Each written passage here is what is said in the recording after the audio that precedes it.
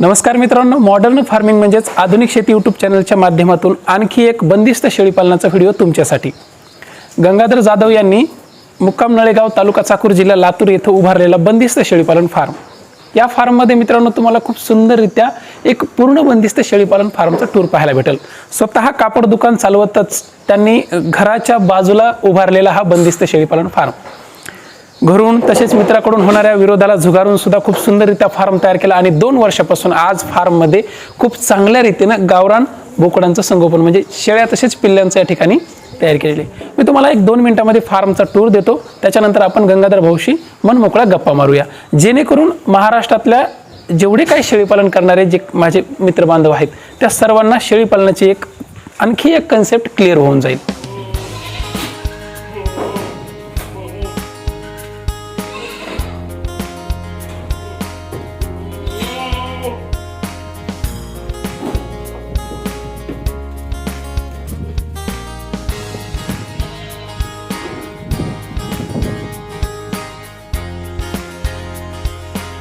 Sir, मी गंगाधर संजय जाधव, मुक्काम post Nalegaon, तालुका चाकूर, जिल्हा लातूर।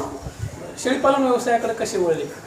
बस मला एक असं करायचं, गरिबातून आपल्या श्रीमंत कसं हो ही मला एक जाणीव करून द्यायची होती, किंवा गरिबीमधून माणूस कसं येऊ शकतं त्याच्या शेळीपालनामधून। त्याच्यामुळे मी एक गावरान एक छोटी बकरी घेतली बाजारामध्ये जाऊन, गेल्यानंतर त्याचं संगोपन केलं। म्हणजे कसं माझं एक बिझनेस आहे कपड्याचं, ते असल्यामुळं मला फिरवता येत नाही ते शेतामध्ये नेऊन। त्याच्यामुळे मी एक केलं की आपल्या छताच्या वरच त्याला ठेवलं अगोदर एक, नंतर आपण शेतामध्ये त्याच्यासाठी एक मेथी घास, यशवंत गवत, मक्का हे घेऊन कुट्टी करून त्याला आपण संगोपन केलं। इकडं वळण्याचा मार्ग म्हणजे आपण दुकान असल्यामुळं आपण कुठं जाऊ शकत नाही, बाहेर फिरू शकत नाही। आणि आजकाल कसे प्रत्येक भावंडामध्ये सुद्धा शेती कमी आहे आणि त्याच्यामध्ये विभागणी जास्त आहे, त्याच्यामध्ये धुऱ्या बंधार आता राहिलेला नाही, त्याच्यामुळं ते आता फिरणं होत नाही आपल्याला ते फिरणं सहन होत नाही, शिवाय ते खाणं सहन होत नाही आपल्याला।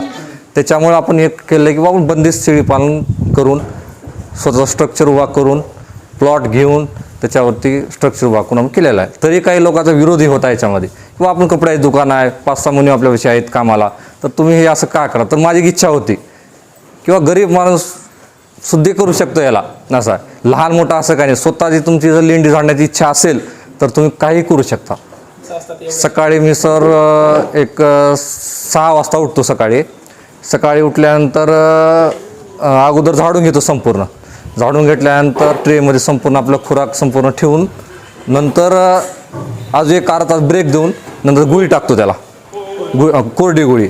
नंतर पाणी पाजतो, पाणी पाजल्यानंतर 11:30च्या सुमारास हिरवा चारा टाकतो आपण। टाकल्यानंतर 3 वाजता आपण त्याला गुळी चारतो, गुळी खाऊन लगेच पाणी पिते ना, पिल्यानंतर हिरवा चारा संध्याकाळी 7 वाजता त्याला आपण देतो। हे आपण जी मी पहिली बकरी घेतलो होतो सांभाळण्यासाठी, त्यालाच हे चानवाला बोकड जन्माला आल्यामुळं माझी आज प्रेरणा वाढली याच्यामध्ये, ह्या शेळीपालनाकडे वळण्याची माझी। व्यापाऱ्यामध्ये म्हणजे कसं आहे, तर आपण जे आहे आम्ही कधी म्हणजे कटई मार्केटला आम्ही देत नाही, घरगुती जे असं तेव्हार काही असते तर समजा कंदुरी आहे समजा, या अशा मार्केटलाच आम्ही देतात।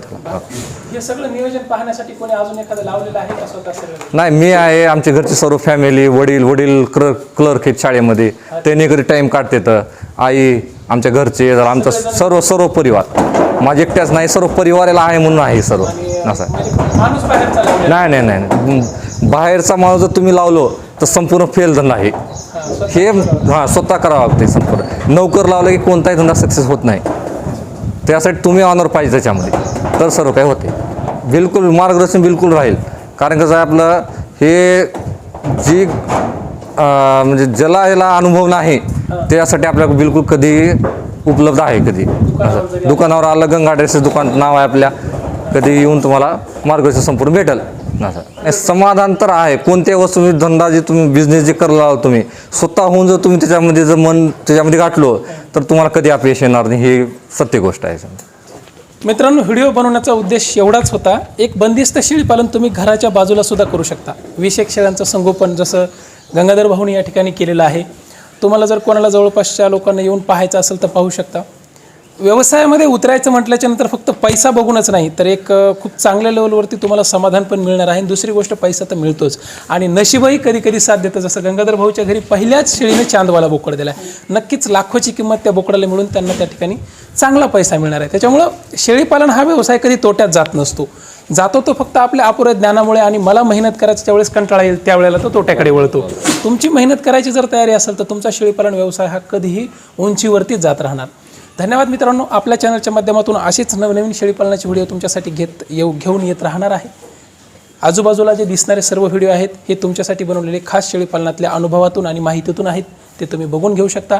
आणि जर पहिल्यांदा आपल्या चॅनलवर आला असाल तर तुम्हाला माहिती आहे काय करायचं आहे. सबस्क्राईब करायचं, व्हिडिओला जाता लाईक करायचं आहे. व्हिडिओ जर आवडत असतील तर मित्रपरिवाराला तुमच्या नातेवाईकाला पाठवायचे आहेत. धन्यवाद मित्रांनो. पुन्हा भेटूया पुढच्या व्हिडिओमध्ये. तोपर्यंत जय हिंद जय महाराष्ट्र.